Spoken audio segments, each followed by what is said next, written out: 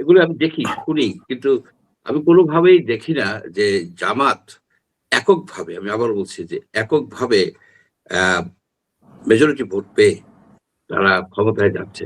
এ ধরনের এ ধরনেরই দেখা যাচ্ছে না। আর যদি বলেন যে তাদের যে সেরা ফল কি হবে? জামাতে ২ বার ইলেকশন করছে এককভাবে, মানে ইন্ডিপেন্ডেন্টলি, কোনো জোট না করে 96 এর জুনে করছে আর 2008 এ করছে। সেখানে তারা সিট পাইছে, একবার পাইছে ৩টা, আরেকবার পাইছে আপনার ২টা, রাইট? আবার সেখানে তাদের যে গত ২টা ইলেকশনে, ২টা মানে ইলেকশন, রিলায়েবল ইলেকশন 2001, 2008 এ তাদের ভোটের পার্সেন্টেজ হচ্ছে less than 5%, রাইট? এরকম একটা দল যার বেস অত্যন্ত ন্যারো এবং ক্লাস্টার্ড এই সেন্সে বলছি, যেখানে যেখানে জামাতের আছে, সাতক্ষীরা বলেন, নীলফামারী বলেন, গাইবান্ধা যে সিটগুলি আছে, সেই সিটগুলি মানে জামাত অধ্যুষিত, এবং বহু কষ্ট করে তারা ওই সিটগুলিকে ডেভেলপ করছে। কিন্তু সারা বাংলাদেশে যে তাদের যে থাকবে যে সবগুলি পার্টি, সবগুলি সিটেই তাদের 10,000, 15,000, 20,000, 30,000 ভোট আছে, ব্যাপারটা তো তেমন নয়। আপনি যদি দেখেন 2008 এ তারা কয়টা সিট পেয়েছে? মাত্র 2টা, কিন্তু কয়টা তারা সেকেন্ড পজিশনে ছিল, এটাও দেখতে হবে। সেই জন্য এগুলি আমি মনে করি একটা হাইপ তোলা হয়েছে। অনলাইন জরিপ তো কোনো রিলায়েবল কোনো জরিপই না। অনলাইন জরিপ প্লাস তাদের কিছু মানে কিছু লোকজন এই হাইপটা তুলছে যে জামাত এবার সবচেয়ে ভালো রেজাল্ট করবে। জামাত ভালো রেজাল্ট করবে, ওই 2008 এর তুলনায় বেটার রেজাল্ট করবে, হয়তো 10 টাইমস পাবে। 2টা সিট পাইছিল, 10 গুণ করলে আপনার 20টা সিট পাবে। এর বাইরে কোনো আমি দেখি না তাদের আবার কোন জরিপ, মানে জরিপগুলো আসলে এত কনফিউশন, কোন জরিপে জামাতকে জিতিয়ে দিচ্ছে, কোন জরিপে আসলে বিএনপি কে জিতিয়ে দিচ্ছে। তো আজকেও কিছু জরিপে আমরা দেখলাম যে 200-র বেশি বিএনপি জিতে, মানে এই জরিপগুলি আনসাইন্টিফিক।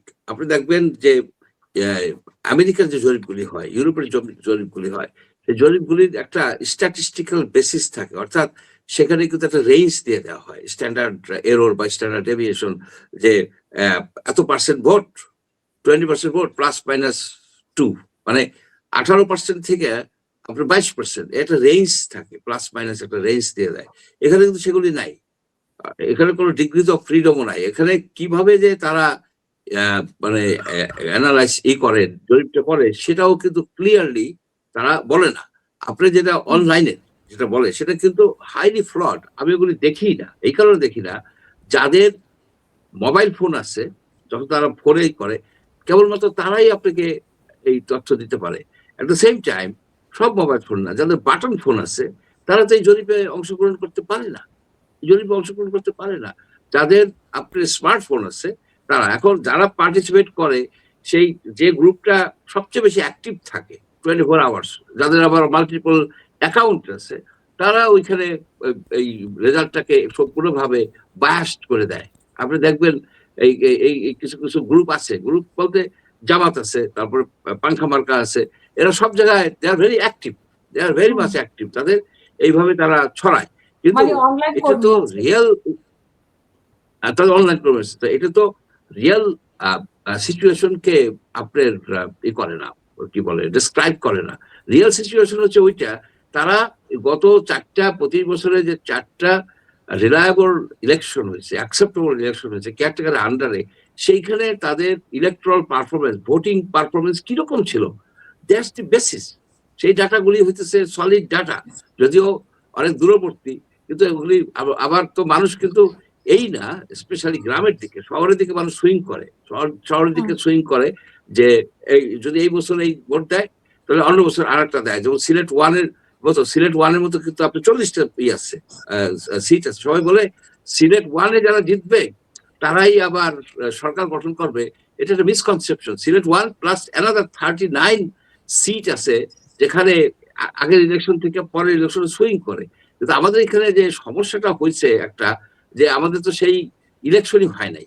আপনার যে 14-16 ইলেকশন, আপনার 18 সনে 24 সনে এগুলো ইলেকশন না, এগুলি সব আমি দামি ইলেকশন হয়ে যাচ্ছে।